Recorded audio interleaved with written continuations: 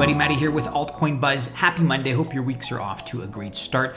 And I want to right off the bat kind of, remark that today was supposed to be Cardano's day, and Cardano's doing well, don't get me wrong, currently sitting at about $1.30, but off that recent all-time high that perhaps it hit in anticipation of today's updates. You can see an all-time high here for Cardano, just below actually $1.50. So even though it was supposed to be Cardano in the spotlight today, thankfully we're seeing a lot of trend reversals on all kinds of altcoins, including Ethereum. I'm very thankful to say now up above $1,550 or just thereabouts actually. As I record here, we're on Binance futures at the moment. And Bitcoin doing pretty well. We're on the 1 hour charts here. As you can see, we're currently charting above $49,000. That seems to be up from the $43,000 local low that we hit.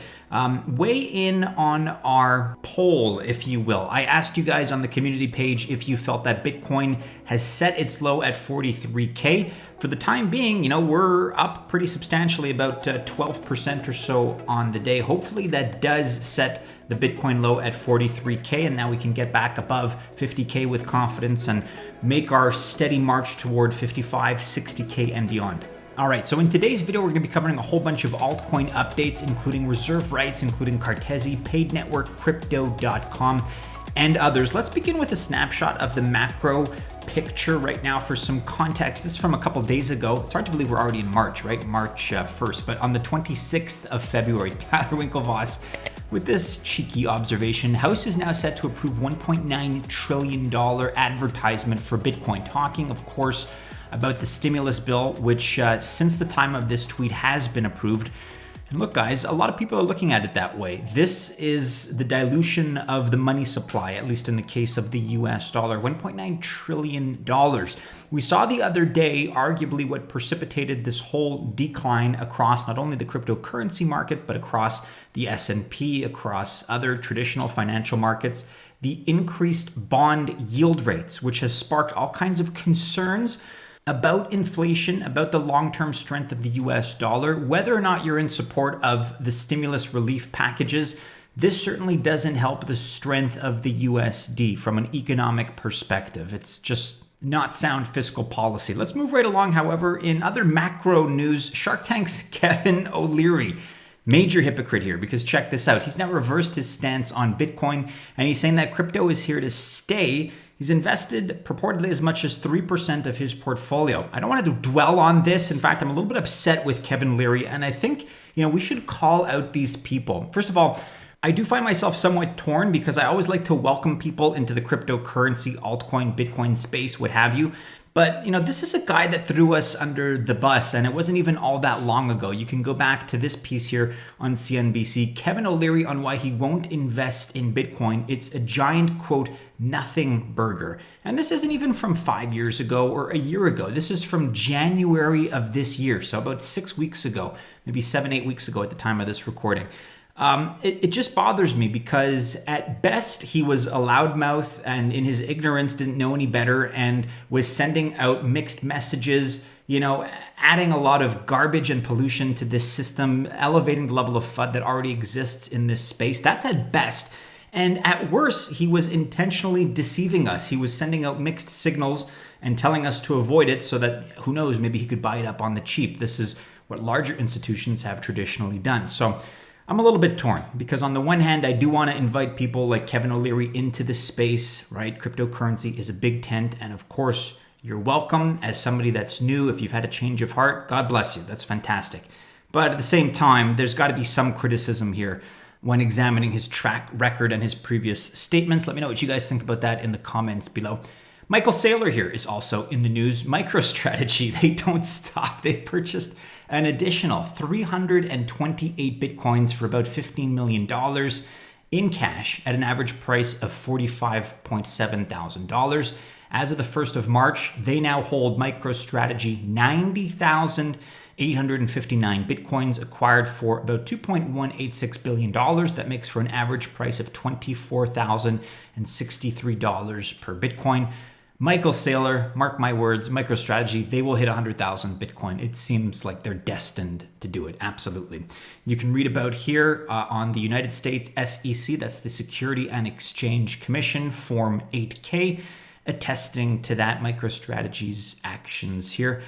MicroStrategy in the news, as is Citibank here. And this, this kind of coincides very nicely and very squarely with this trend reversal that we saw here in the numbers from Bitcoin's hopefully recent low of 43K to now above 49K.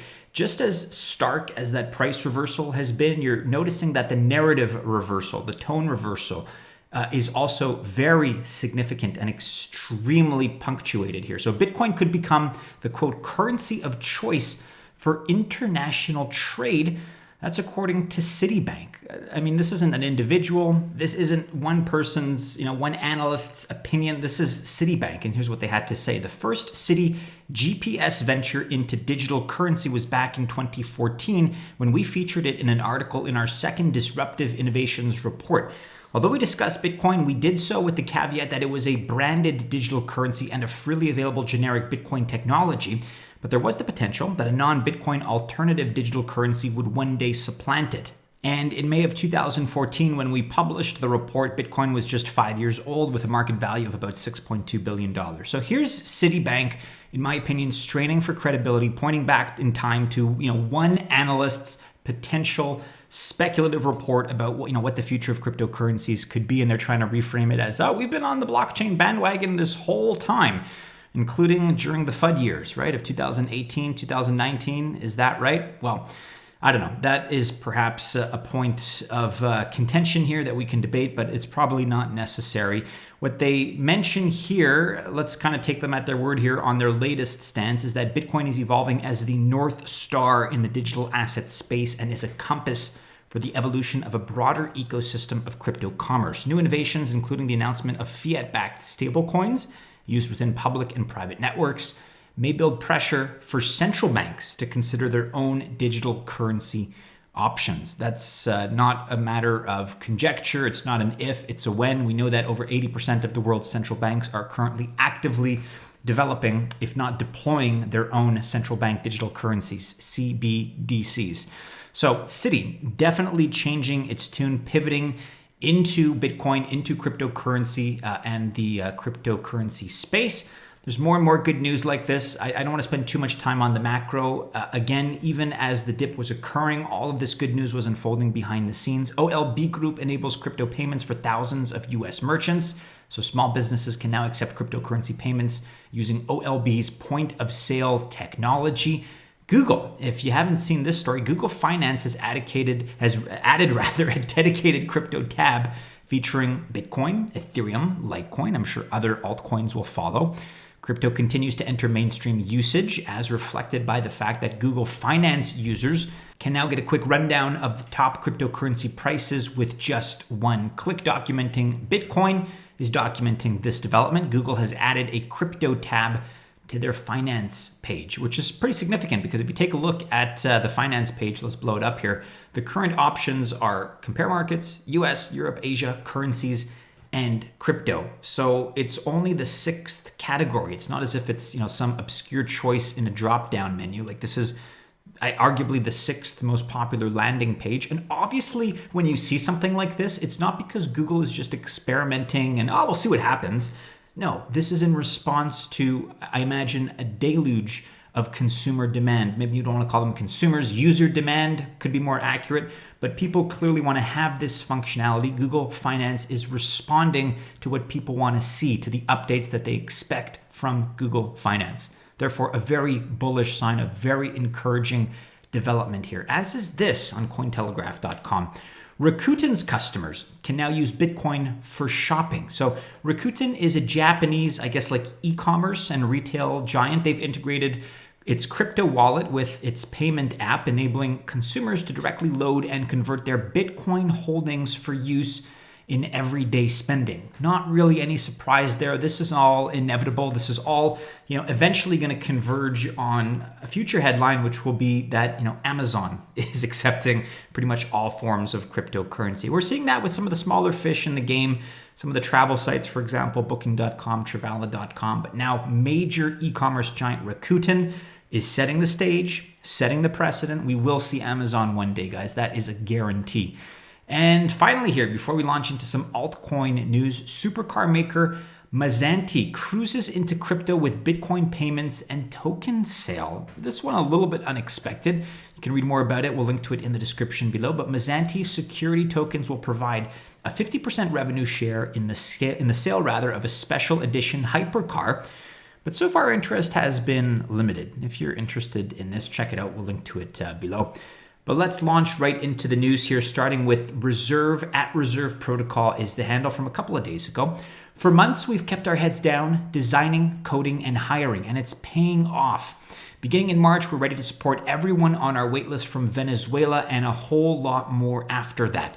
The Reserve app lets users in Venezuela, as well as Argentina, Colombia, and Panama, move their money in and out of Reserve dollars or RSV freely. This kind of liquidity can really be useful if you live in a place where the currency loses its value quickly. In Venezuela, for example, you can't make any normal banking transaction to convert your bolivars to USD. And you probably know by now the bolivar is in hyperinflation. So of course people search for ways out, but it's often quite difficult. And you guys can check out the rest of the thread here. Kudos on this development. It stands as no surprise that those countries that are dealing with the most pervasive issues of inflation, so for example, Venezuela, Turkey, Iran to a certain extent, and there are others, but those countries that are dealing with hyperinflation issues naturally gravitate to not only Bitcoin, but cryptocurrencies and altcoins as well, because they offer a more stable and a more reassuring store of value option. In fact, you could argue that that's the only play. You could either maintain your holdings in your fiat currency, which is rapidly being devalued, or you could make a transfer into something else that even, if it's a little bit of an unknown, at a certain point, almost anything is better than a crashing local dollar, or a dollar, in this case, Bolivar, but a crashing local fiat currency. So kudos to Reserve Protocol. Cartesi here is in the news. We're pleased to announce our collaboration with Avalanche AX to expand layer 2 infrastructure within DeFi. Cartesi will enable a Linux environment for smart contracts and higher computational scalability on Avalanche. We actually covered this development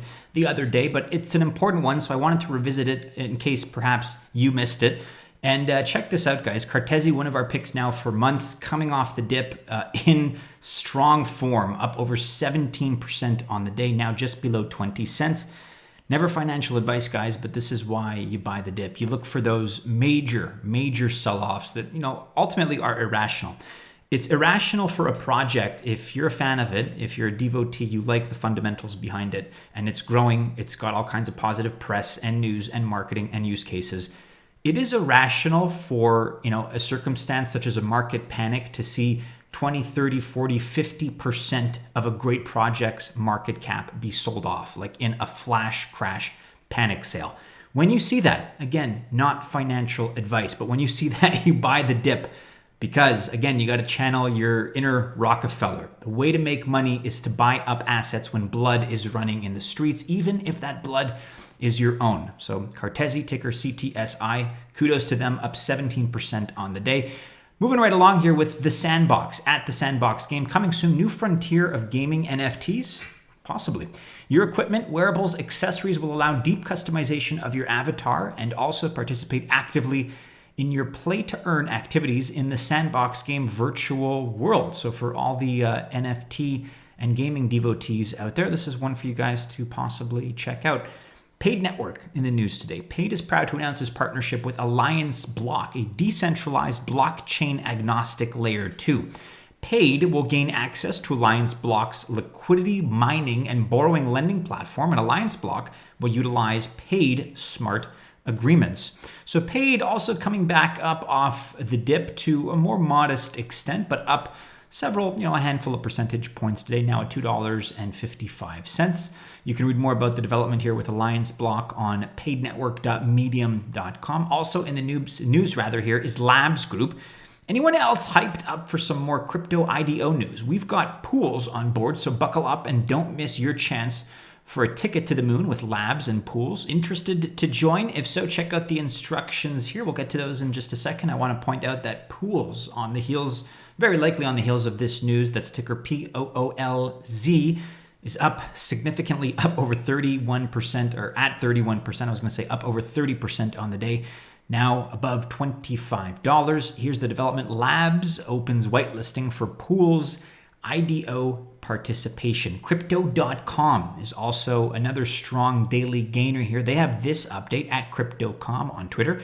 DeFi Pulse Index, or the DPI, is now on DeFi Swap. You can provide DPI liquidity to enjoy swap fee sharing and rewards. You can stake CRO to boost your yield up to 20 times. You can swap 23 coins now. That's on crypto.com/DeFi/swap. Crypto.com's token CRO is another one that has benefited quite favorably off of this recent dip. Again, not financial advice, but when you see something just tanking for no rational reason, it could be a good opportunity to enter that project, especially if you're already a big fan of what it is they're doing. So CRO token up over 13% on the day. You can read about the DeFi swap, which now supports DeFi Pulse Index, or DPI, this on blog.crypto.com. Polkadot news here at Polkadot News on Twitter. Plasm Network officially became supporter and sponsor of the UC Berkeley Accelerator Program. In the Accelerator Program, selected teams will receive support from Berkeley mentors,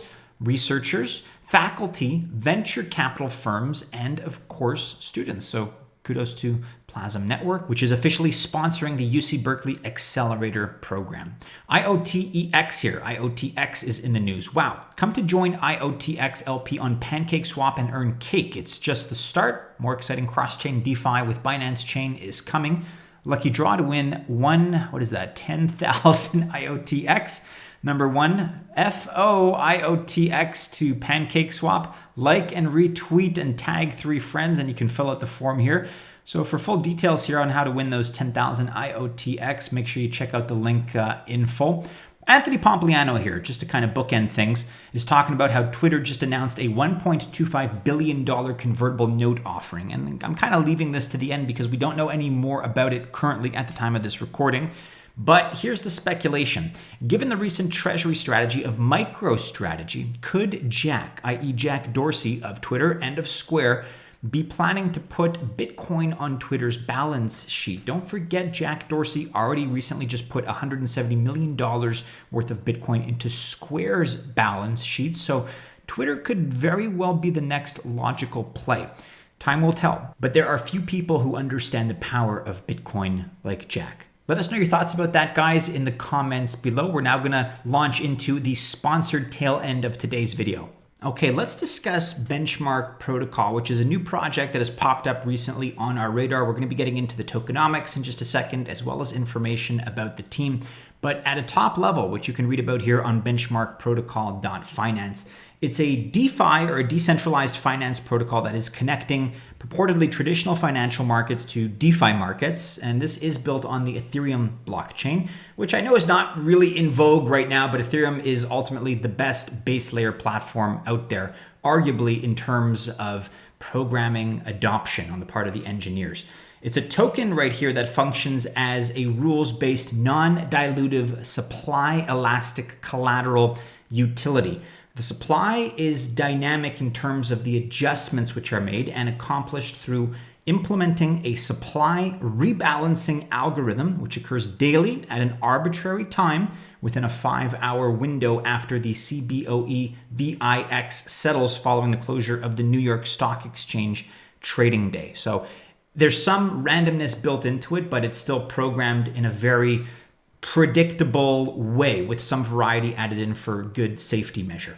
Benchmark Protocol's token is MARK. That's MARK, currently at about $1.44 here on CoinGecko.com. This is in the very low cap range of projects that, in that category of a little bit above micro cap, but still very low cap projects that we've been examining lately. As you can see, their current market cap sits at about $16.5 million. And we're going to get into some of the projections in just a second, not financial advice, but we do feel that this is a project that has what is required right now in terms of their roadmap, in terms of their outlook, and in terms of the right tokenomics and current price. It's one of these projects that's poised potentially for pretty significant growth. And that's by no means a guarantee, but we'll kind of run through some of the features and advantages of Benchmark Protocol, and you guys can come to your own conclusions. Let's discuss the team for a moment here. As I always emphasize, the non-anonymity of a team is the most important, the most crucial variable for any new project that's looking to gain traction and credibility. All of these individuals are public facing, they're real life people with real life LinkedIn accounts. That's absolutely important. So a non-anonymous team with leadership from traditional finance, in particular from that traditional finance space, including firms such as Citibank, which we discussed earlier, increasingly getting into crypto, and Duff & Phelps. That name will mean something to those of you that have either previously dabbled in traditional finance or are currently still in that space. Advisors as well, if you go just below the team here, this is in the About section of the website. Advisors are from reputable projects such as Aave, Binance, BZX, and Ren. Meltem Demirers, the CSO of CoinShares. We also have Nicholas Merton here, a fellow YouTuber and a friend of ours that you will likely recognize. So an all-around strong team and a very solid set of advisors as well for Benchmark Protocol. So we mentioned the token, MARK, a moment ago. Effectively, it's a rebase token, kind of like Ampleforth, but with a bit of a twist. So let's elaborate a little bit. The target peg is the SDR, a basket of 5 currencies, which hedges single currency risk. You guys have likely heard before that diversification really is kind of that golden standard for any viable and hopefully successful financial strategy. Diversification goes a long way. So right now, the Benchmark Protocol team used data from the volatility index, or the VIX, to predict volatility within various markets. You can currently farm MARK tokens with Uniswap LP pools, and you can stake MARK in a single asset staking model. It's a very unique feature here because Bench Protocol issue a non-rebasing token in exchange for staking MARK. This is great for integrations with centralized exchanges and other products. There should be more news, according to the team, regarding this coming shortly, so stay tuned. Currently, the team is building a lending platform that's going to be launched in the next month or two. So let's assume by May, we should be on the lookout for at least a major announcement, if not an all-out launch, again, of a new lending platform that's currently on the horizon. It's being finalized. I was going to say developed, but it's more along the lines of finalization right now. Partnerships currently exist between Bench Protocol and Solana, Ren, BZX, and Elastos. Ambitions right now are well beyond just being a rebase currency. I mentioned Ampleforth earlier. If you're familiar with Ample, then you know about that rebase functionality. Again, MARK does the same thing as far as its functionality, the MARK token. And that valuation right now, it has to be revisited here for a moment. $16.5 million is extremely tiny with everything the team is currently building, especially versus Ampleforth, which is north of $500 million. So you're looking potentially here, if the team executes on that roadmap, which we just looked at, if you believe in this space and in the execution of this project, you're looking at, a 20, 25, 30 times upside just to eventually one day be able to match Ampleforth. So it certainly is possible if things go right. They've certainly been in the news lately. Let's first take a look here at the light paper. We'll link to this in the description below if you'd like to read more about Benchmark Protocol. Again, the MARK token, ticker MARK, is something you can currently check out. Cointelegraph has been covering them. High-flying DeFi protocol takes on stablecoins with supply elastic token. A DeFi protocol is creating a bridge between traditional finance and crypto markets through a supply elastic token that tracks the VIX. Again, that's the volatility index. You can also read further about the project here on benzinga.com. First in DeFi, Benchmark Protocol launches Mark token, an elastic collateral hedging device. So as you guys know, none of this is financial advice, but as always, we like to keep our eyes on some of those lower cap altcoins with high potential upside, because the truth is, if a project like Benchmark can deliver, even 50% of what it is they're purporting to be able to do, that's going to be massive. And at $16.5 million current market cap, the upside is just so much more significant. There's so much more potential versus a Litecoin, versus an Ethereum, versus a Bitcoin that are already huge and established. So this is one of those potential altcoin gems that we have our eyes on. We're going to be keeping an eye on them going forward, and perhaps they should be on your radar as well. Although again, this is not financial advice. Let's close out there, members of the Altcoin Buzz Army. To stay up to date with all of the latest, make sure you're following us on all the regular social media channels. Keep checking back into altcoinbuzz.io for all the latest. Like, subscribe, share, hit that bell to receive notifications if you enjoyed today's video. Best of luck, of course, if you choose to invest on this Monday. Have a great start to your week, everybody. Stay safe, and as always, we do hope to see you again soon in our next video. Take care.